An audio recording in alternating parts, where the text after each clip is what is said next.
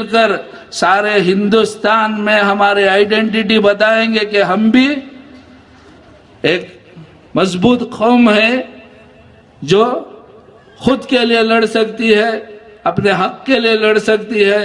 वरना नाकामयाबी रहेगी, कितने भी साल आप किसी को वोट करो नाकामयाबी रहेगी।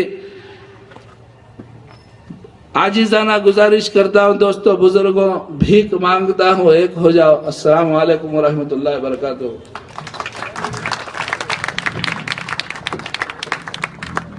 फैज़ान मिल्लत ये थे। मुसलमान अपनी ताकत बता दिया तो हर जगह हमारी जीत होगी, कामयाबी मिलेगी।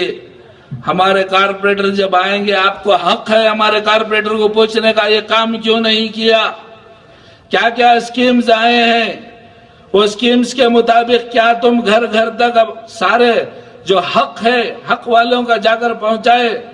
आपको हक है पूछने का। ये कांग्रेस पार्टी और ये बीजेपी पार्टी ऐसी नहीं है, जनता दल जैसी नहीं है। आपको हक है, इंशाअल्लाह आप पूछ सकते हैं।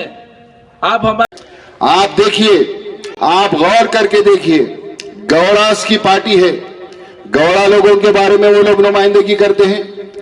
दलित की पार्टी है बहुजन समाज पार्टी, मायावती दलितों की नुमाइंदगी पार्लियामेंट में, ऐवान में और हिंदुस्तान में उनकी नुमाइंदगी करती है। मुलायम मुस्लिमीन क्यों आई है? आज मजलिस इत्तेहादुल मुस्लिमीन का अहिया होकर तकरीबन निकलने का वजह यह है कि हम बता देंगे कि जिसको मुसलमान चाहेगा इंशाअल्लाह उन्हें हिंदुस्तान के ऊपर तख्त पे बैठेगा। यही एक वजह है जो तमाम को मुत्तहिद करने के लिए निकले हैं ये दोनों भाई, जिसको ये कांग्रेस और ये सो कॉल्ड सियासी जमात